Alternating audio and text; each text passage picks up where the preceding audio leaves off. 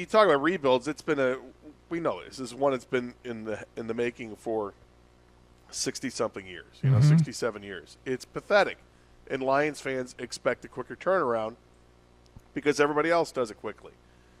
This team they have, it's not totally devoid of talent, but on the defensive side, any talent you have is so young and really undetermined what the ceiling is that you just don't know, and it's slow to develop. I mean, it's year 3 of Okudah. We haven't really seen him because of injuries. That's slow. It's number 2 pick in the draft, Aiden Hutchinson, has not hit the ground running. He had a heck of a half against Washington, but since then hasn't done anything, and we expect better. Look, if I were in New York, I'd be saying the same thing about Thibodeau. I'm sure they're saying similar things about Trayvon Walker in Jacksonville, but they've gotten some really big plays out of Trayvon Walker, but it's not like it happens all the time. Some guys take a while to get going, and 5 games is way too short a sample size to be writing off Aiden Hutchinson or anybody else on this team. And I think the other thing is that the only effect of Hard Knocks that I think is tough is that I think it sold people a little bit of a bill of goods on Rodriguez, and assuming that Rodriguez is going to step in and be like Luke Kuechly or something, and he's not. He's a good player. I don't know how high the ceiling is, but I don't think the ceiling's that high. And so you get a guy who's in there who's playing okay in his rookie year, getting a chance to start. He's going to make his mistakes, but I think the expectation was higher, and now you're seeing what it is, and it's okay. The results aren't anything special. I mean, what he has done isn't going to prevent me, if I'm Brad Holmes, of drafting a linebacker in the first round. I wouldn't say, can't do it, I got Rodrigo.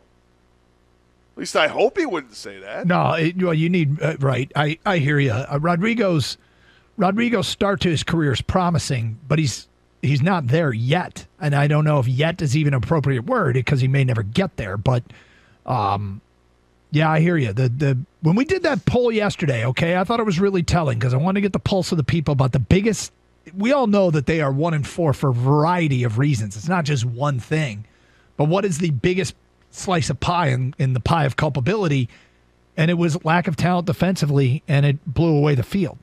It had 53% of the vote, and Campbell's coaching decisions like 20% or 30%, and then Aaron Glenn's culpability 10%, and nobody's culpable. It's year 2 of the rebuild had about 10%. So it was just interesting to find out where the people were with that, and still seeing it as a roster problem more than anything else.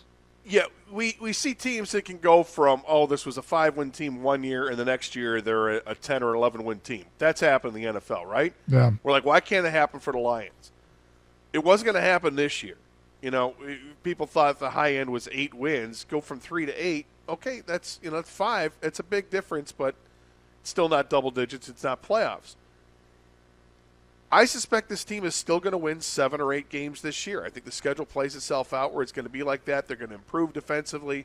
They're just going to settle down a little bit offensively, but maybe take off again when Jamison Williams comes here, and they'll be okay.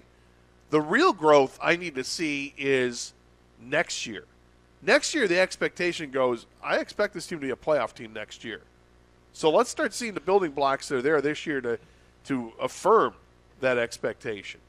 And some of it's going to come in free agency, some of it will come in trade, some of it will come with the draft again. But the opportunity is there for this team to improve defensively in all 3 ways.